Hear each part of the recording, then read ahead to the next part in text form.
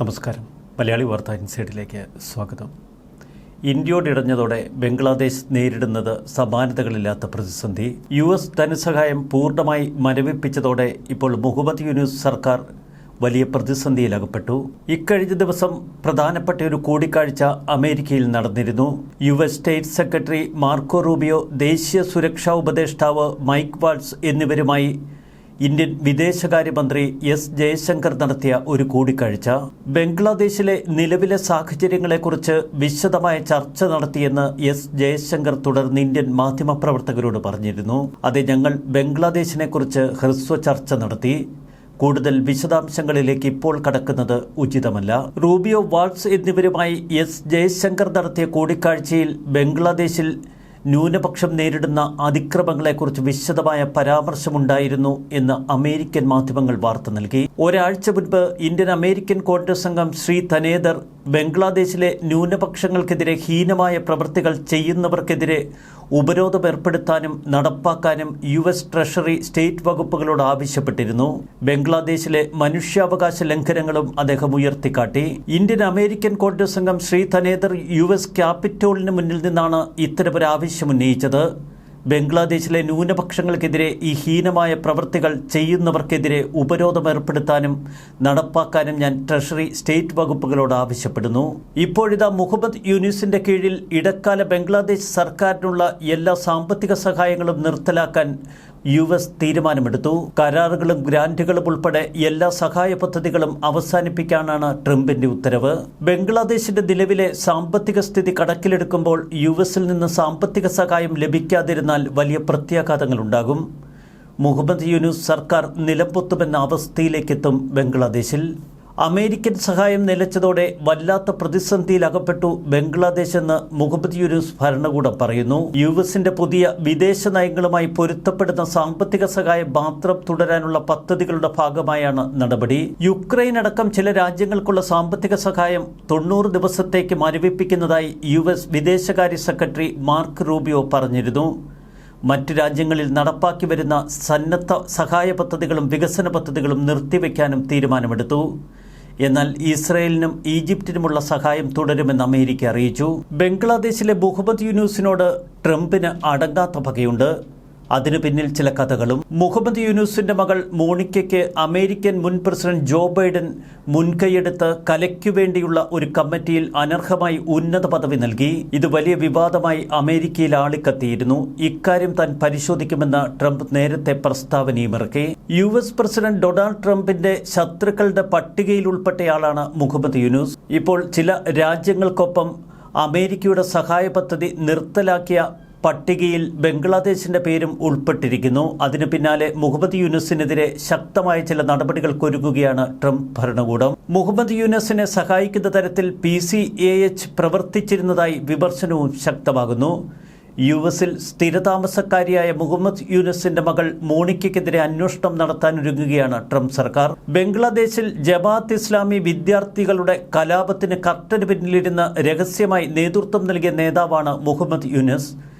ഇക്കാര്യം അമേരിക്കയ്ക്ക് വ്യക്തമായി ബോധ്യപ്പെട്ടു. ബംഗ്ലാദേശിൽ കലാപം നടത്തിയ വിദ്യാർത്ഥികളുടെ നേതാക്കൾക്കും മുഹമ്മദ് യൂനുസിനും അടക്കം ബിൽ ക്ലിന്റൺ കൂടി പങ്കെടുത്ത അമേരിക്കയിലെ ഒരു യോഗത്തിൽ സ്വീകരണമൊരുക്കിയിരുന്നു. 2016-ൽ ബിൽ ക്ലിന്റന്റെ ഭാര്യയുടെ പേരിലുള്ള ഹില്ലരി ക്ലിന്റൺ ഫൗണ്ടേഷന് കനത്ത തുകയാണ് മുഹമ്മദ് യൂനുസ് സംഭാവനയായി നൽകിയത്. ഏകദേശം 2.5 കോടി രൂപ അന്ന് സംഭാവനയായി മുഹമ്മദ് യൂനുസ് ഈ ഫൗണ്ടേഷന് നൽകുന്നു. ഇതിനു പ്രത്യുപകാരമായി ഹില്ലരി ക്ലിന്റൺ US-ൽ ആഭ്യന്തരമന്ത്രിയായിരുന്നപ്പോൾ വൻതുക സാമ്പത്തിക സഹായമായി മുഹമ്മദ് യൂനുസിന് നൽകുകയും ചെയ്തു. ഈ സംഭവങ്ങളിൽ അന്നേ ട്രംപിനുള്ളിൽ പക വിരിഞ്ഞു. ഈ സംഭാവനയെ പൂർണ്ണമായി ട്രംപ് വെറുക്കാൻ ഒരൊറ്റ കാരണം മാത്രം. ട്രംപിനെതിരായ പ്രവർത്തനങ്ങൾക്കാണ് അന്ന് ഹില്ലരി ക്ലിന്റൺ ഈ പണം ഉപയോഗിച്ചത്. ഷെയ്ഖ് ഹസീനയുടെ അവാമി ലീഗിനെതിരെ മുഹമ്മദ് യൂനുസിനെ പിന്തുണച്ചുകൊണ്ട് ശക്തമായ ചില കരുനീക്കങ്ങൾ രഹസ്യമായി ഹില്ലരി ക്ലിന്റൺ നടത്തിയിരുന്നുവെന്ന് ട്രംപ് തന്റെ അന്വേഷണത്തിൽ അന്ന് കണ്ടെത്തി. സാമ്പത്തിക കുറ്റകൃത്യം തുടങ്ങി ഗുരുതരമായ ആരോപണങ്ങളിൽ നിന്ന് അന്ന് മുഹമ്മദ് യൂനുസിനെ രക്ഷിക്കാൻ ഹില്ലരി ക്ലിന്റൺ US ആഭ്യന്തര വകുപ്പിന്റെ സഹായത്തോടെ ലോകബാങ്കിന്റെ ഒരു ഉയർന്ന ഉദ്യോഗസ്ഥനെ തന്നെ ബംഗ്ലാദേശിൽ നിയോഗിച്ചു. ജോ ബൈഡൻ പ്രസിഡന്റായിരുന്ന സമയത്ത് committee on arts and humanities എന്ന സമിതിയിലാണ് മുഹമ്മദ് യൂനിസിന്റെ ഗായിക കൂടിയായ മകൾ മോണിക്കയെ ഉൾപ്പെടുത്തിയത്. ഇതുവഴി പ്രസിഡന്റിന്റെ ഓഫീസിന്റെ നിഷ്പക്ഷത കളഞ്ഞുകുളിക്കുക മാത്രമല്ല, ബംഗ്ലാദേശിൽ ചില അട്ടിമറി നീക്കങ്ങൾക്ക് രഹസ്യമായി പിന്തുണയും നൽകി. ഈ സംഭവം പിന്നീട് അമേരിക്കയിൽ വിവാദമായി. ട്രംപ് ഈ വിഷയത്തിൽ കൂടുതൽ അന്വേഷണങ്ങൾ ആരംഭിച്ചു. തുടർന്ന് PCAH എന്ന സംഘടനയുടെ വെബ്സൈറ്റ് തന്നെ അപ്രത്യക്ഷമായി. ഇതോടെ സംശയവും ഇരട്ടിച്ചു. US പ്രസിഡന്റിന് കലയെക്കുറിച്ചും മറ്റും ഉപദേശം നൽകുന്ന സമിതിയാണ് PCAH എന്നറിയപ്പെടുന്നത്. ഈ സംഘടനയുടെ വക്താവ് എന്ന പദവിയാണ് മോണിക്കയ്ക്ക് സമ്മാനിച്ചതും. പാവങ്ങൾക്ക് ചെറിയ തുക വായ്പ നൽകി അവരുടെ ജീവിതം സുരക്ഷിതമാക്കുക എന്ന മുദ്രാവാക്യത്തിന്റെ മറവിൽ മുഹമ്മദ് യൂനിസ് ആരംഭിച്ച ഗ്രാമീൺ ബാങ്ക് വൻ അഴിമതിയുടെ കൂത്തരങ്ങായി മാറിയിരുന്നു. ഈ ഗ്രാമീൺ ബാങ്കിന്റെ മറവിൽ ഏകദേശം $10 കോടി മുഹമ്മദ് യൂനിസ് തിരിമറി നടത്തി. ഇതിനെതിരെ ഷെയ്ഖ് ഹസീന ഭരിച്ചിരുന്ന കാലത്ത് മുഹമ്മദ് യൂനിസിന്റെ ഓഫീസ് ജനങ്ങൾ അടിച്ചു തകർക്കുക വരെ ചെയ്തു. പാവങ്ങളുടെ രക്തം ഊറ്റിക്കുടിക്കുന്ന രക്ഷസ് എന്നാണ് ഷെയ്ഖ് ഹസീന മുഹമ്മദ് യൂനിസിനെ വിശേഷിപ്പിക്കുന്നത്. അന്ന് മുഹമ്മദ് യൂനിസിനെ രക്ഷിക്കാൻ ബിൽ ക്ലിന്റനും ഹിലരി ക്ലിന്റനും ഒക്കെ ആവുന്നത്ര പണിയെടുത്തു. ഡെമോക്രാറ്റുകളുടെ പങ്കാളികളായ CNN ചാനലിനും ഇക്കാര്യത്തിൽ പങ്കാളിത്തമുണ്ടായിരുന്നു എന്ന് ട്രംപ് ആരോപണമുന്നയിച്ചു. പിന്നീട് ഷെയ്ഖ് ഹസീനയ്ക്കെതിരായ അട്ടിമറി ശ്രമത്തിനും അമേരിക്കൻ ലോബിയുടെ പിന്തുണയുണ്ടായിരുന്നു എന്ന് ട്രംപിനറിയാം. ചുരുക്കത്തിൽ ബംഗ്ലാദേശ് ഭരണകൂടത്തിനെതിരെ കട്ടയ്ക്ക് നിലപാടെടുത്തിരിക്കുകയാണ് ഇപ്പോൾ അമേരിക്കയും. മറുവശത്ത് ഇന്ത്യ തങ്ങളുടെ നിലപാട് കൂടുതൽ ദൃഢതരമാക്കി. ബംഗ്ലാദേശ് അതിർത്തിയിലുള്ള അരാക്കൻ സേന ഓരോ ദിവസവും കൂടുതൽ ശക്തിപ്പെട്ടുകൊണ്ടിരിക്കുന്നു. ബംഗ്ലാദേശ് അതിർത്തിക്കുള്ളിലേക്ക് എപ്പോൾ വേണമെങ്കിലും അരാക്കൻ സേന ഇരച്ചെത്താം എന്നതാണ് അവസ്ഥ. നേരത്തെ പാകിസ്ഥാൻ അധികൃതരുമായി ബംഗ്ലാദേശ് നേതാക്കൾ ചില സംഭാഷണങ്ങൾ തുടങ്ങിവെച്ചിരുന്നു. പാകിസ്ഥാൻ സൈനിക മേധാവിയുമായി ബംഗ്ലാദേശ് സൈനിക മേധാവി നടത്തിയ ചർച്ചകളും ഇതിനിടയിൽ ലോകം ശ്രദ്ധിച്ചു. എന്നാൽ പാകിസ്ഥാനെയും ബംഗ്ലാദേശിനെയും ഒക്കെ ഞെട്ടിച്ച ഒരു വാർത്ത ഇക്കഴിഞ്ഞ ദിവസം പുറത്തുവരുന്നു. പാകിസ്ഥാനിലെ ISIയുടെ ഒരു രഹസ്യ സംഘം ഇക്കഴിഞ്ഞ ദിവസം ബംഗ്ലാദേശ് സന്ദർശിച്ചിരുന്നു. ഗൂഢപദ്ധതിയുമായുള്ള ഈ ISI സംഘത്തിന്റെ ഉദ്ദേശ ലക്ഷ്യങ്ങളെക്കുറിച്ച് ഇന്ത്യക്ക് വ്യക്തമായി അറിയാം. ISI സംഘത്തിന്റെ ഓരോ നീക്കങ്ങളും ഇന്ത്യൻ രഹസ്യാന്വേഷണ വിഭാഗം അപ്പോൾ മനസ്സിലാക്കിയിരുന്നു. ഇന്ത്യയിലെ മുൻ പാകിസ്ഥാൻ ഹൈക്കമ്മീഷണർ അബ്ദുൾ ബാസിദാണ് ഇത് സംബന്ധിച്ച വിവരങ്ങൾ പുറത്തു പറഞ്ഞത്. ബംഗ്ലാദേശിനുള്ളിൽ ഇന്ത്യ ഇപ്പോഴും ശക്തമായ സാന്നിധ്യം നിലനിർത്തുന്നു എന്നതിന് ഞങ്ങൾക്ക് വ്യക്തമായ തെളിവുകൾ ലഭിച്ചിരിക്കുന്നു. പാകിസ്ഥാൻ നയതന്ത്ര സംഘത്തിന്റെ ധാക്ക സന്ദർശനത്തെക്കുറിച്ചുള്ള മുഴുവൻ വിവരങ്ങളും ഇന്ത്യ ശേഖരിച്ചു.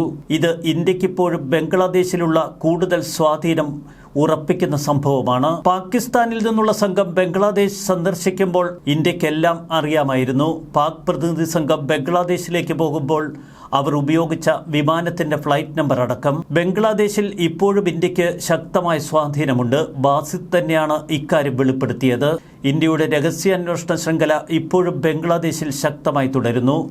വിമാനത്താവളം മുതൽ ധാക്കയിലെ തെരുവുകളും മാർക്കറ്റുകളും വരെ എല്ലാ സ്ഥലങ്ങളിലും അവരുടെ ആളുകളുണ്ട്. മുഹമ്മദ് യൂനിസിന്റെ നേതൃത്വത്തിലുള്ള സർക്കാർ ഈ വസ്തുത ശ്രദ്ധിക്കണമെന്നാണ് മുൻ നയതന്ത്ര ഉദ്യോഗസ്ഥൻ പറഞ്ഞത്. എന്നാൽ ISI പ്രതിനിധി സംഘത്തിന്റെ സന്ദർശനം പതിവ് സന്ദർശനം മാത്രമായിരുന്നുവെന്ന് അദ്ദേഹം പറഞ്ഞു. എന്നാൽ ഇന്ത്യൻ രഹസ്യാന്വേഷണ വിഭാഗത്തിന്റെ കടന്നുകയറ്റത്തിൽ സൂക്ഷ്മ നിരീക്ഷണം നടത്താൻ മുഹമ്മദ് യൂനിസ് സർക്കാരിനോട് ബാസിദ് ആവശ്യപ്പെട്ടു. പാകിസ്ഥാൻ പ്രതിനിധി സംഘം കാര്യങ്ങൾ കഴിയുന്നത്ര നിശബ്ദതയോടെയാണ് നീക്കിയത്.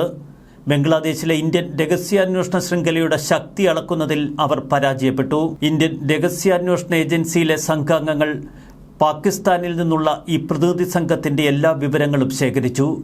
മുഹമ്മദ് യൂനിസ് ഭരണകൂടം ഇക്കാര്യങ്ങളിൽ കൂടുതൽ ശ്രദ്ധ പുലർത്തിയില്ല എങ്കിൽ ഇന്ത്യയുടെ കടന്നുകയറ്റം നിങ്ങൾ പ്രതീക്ഷിക്കുന്നതിലും അപ്പുറമായിരിക്കുമെന്ന് ബാസിദ് ബംഗ്ലാദേശിന് മുന്നറിയിപ്പ് നൽകുന്നു. ബംഗ്ലാദേശ് ഉറ്റ ചങ്ങാതിയായി കൂട്ടിയിരിക്കുന്ന പാകിസ്ഥാന് പോലും ഇപ്പോൾ പല കാര്യങ്ങളിലും സംശയം. അതിനിടയിലാണ് അമേരിക്കൻ പ്രസിഡന്റ് ഡൊണാൾഡ് ട്രംപിന്റെ കട്ടയ്ക്കുള്ള നീക്കം. ബംഗ്ലാദേശ് ഇന്ത്യയുടെ കാലിനടിയിൽ കിടന്ന് പിടയുന്ന കാഴ്ചയാണ് നമുക്ക് മുന്നിൽ. അതെ, ഇന്ത്യൻ നയതന്ത്ര നീക്കങ്ങളുടെ ഏറ്റവും സുവർണ വിജയം. ന്യൂസ് ഡെസ്ക് മലയാളി വാർത്ത ഇൻസൈഡ്.